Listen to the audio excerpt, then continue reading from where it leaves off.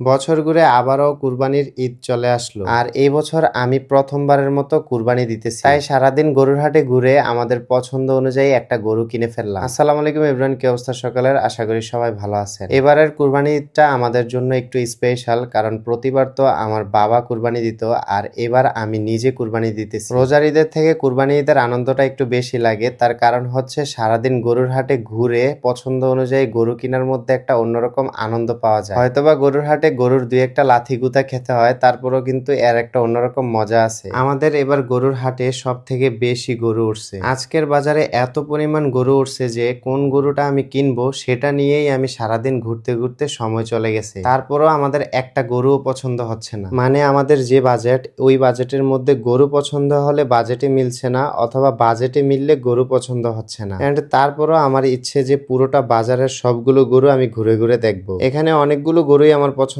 হয়ে গেছে, কিন্তু তার মধ্যে সব থেকে ভালো কোন গরুটা হবে সেটা নিয়েই আমি ভাবতেছিলাম। আর যেহেতু আমি গরু কিনায় অতটা অভিজ্ঞ না, ইভেন এবারেই আমি প্রথমবার কুরবানির জন্য গরু কিনতে আসছি, তাই দেখে শুনে ভালোভাবে আমাকে গরু কিনতে হবে। গরু বাজারে কিন্তু আমি একা ছিলাম না, আমার সাথে নানা ভাই, আমার আব্বু এবং আমার সাথে আরো কয়েকটা ছোট ভাই প্লাস আমার ফ্রেন্ডও ছিল। আর এই গরুটা দেখতে কিন্তু একদম আমার শালার মতো, কারণ তার যত কাণ্ড কারখানা আছে সবকিছুই আমার শালার সাথে মিলে গেছে। তার কারণ হচ্ছে এই গরুটা যেমন কারো কথা শুনতেছে না, আমার শালাও কিন্তু কারো কথাই শুনে না। বাসা থেকে বের হওয়ার আগে সুমাই আমাকে বলছে যে তার জন্য একটা পিঙ্ক কালারের গরু কিনে নিতে হবে। পিঙ্ক কালারের গরু তো পাই নাই, কিন্তু লাল কালারের অনেক সুন্দর একটা গরু আমরা চয়েস করছি, এন্ড ফাইনালি আমরা সেই গরুটাই কিনে ফেলছি। গরুকে সাজানোর জন্য মালা আর মাথায় পরার জন্য যা কিনছি সবকিছু সে এখানে পরে বসে আছে। আমাদের প্রথম কুরবানির নতুন গরু, তাই এটাকে সুন্দর করে সাজিয়ে আমাদের নতুন বাড়িতে নিয়ে যাব। ভিডিওর ফাঁকে ছোট্ট করে আপনাদের এই প্রোডাক্টটা সম্পর্কে বলে নেই। আপনারা যারা স্বাস্থ্য নিয়ে চিন্তিত আছেন, কিভাবে ওয়েট গেইন করবেন বুঝতে পারতেছেন না, তারা চাইলে আমরা যে প্রোডাক্টটা খাই সেই প্রোডাক্টটা খেতে পারেন। এটা খাওয়ার ফলে মাত্র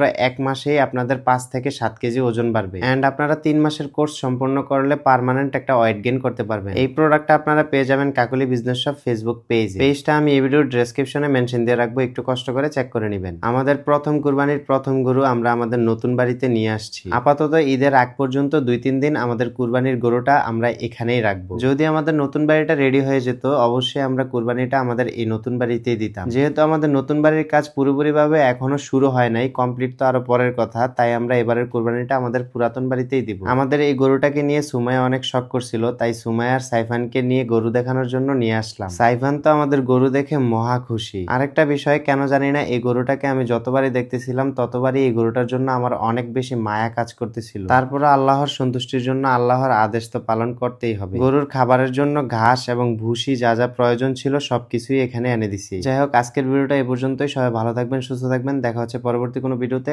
আল্লাহ হাফেজ।